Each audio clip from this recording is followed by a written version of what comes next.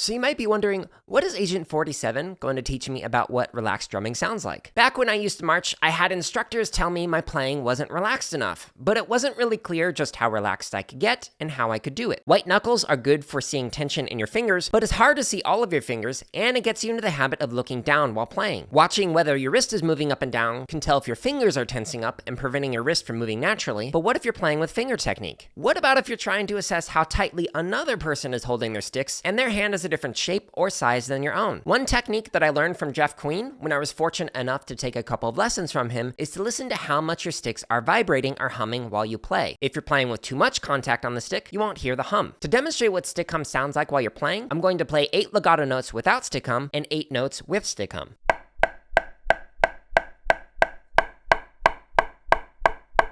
And here's what it sounds like if we remove the attack.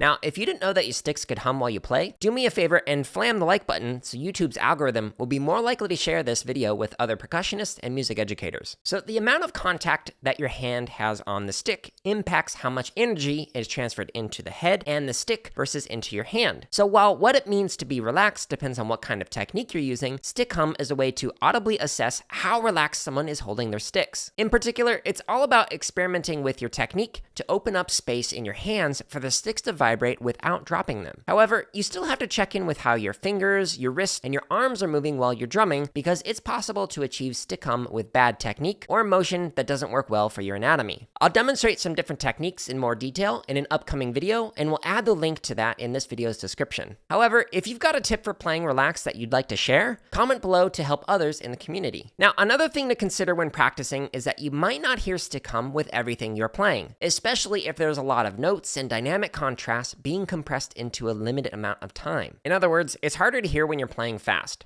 However, it at least gives you a goal to aim for that you can assess by simply listening while playing. So you might be wondering, what are some good exercises to try practicing this technique with? Stick control variations are some of the best exercises to work on getting stick hum while playing all at one height. If you want to work on stick hum at 2 different heights, I highly recommend trying out grid sticking variations. However, you can work on this with nearly anything you're playing, especially if you're practicing it slow. If you'd like to practice stick hum with perfect rhythmic interpretation, make sure to check out the hundreds of hours of free content in the links in the description, including the stick control play-alongs and hundreds of grid variations that allow you to jump to a specific BPM using the timestamps in each video's description.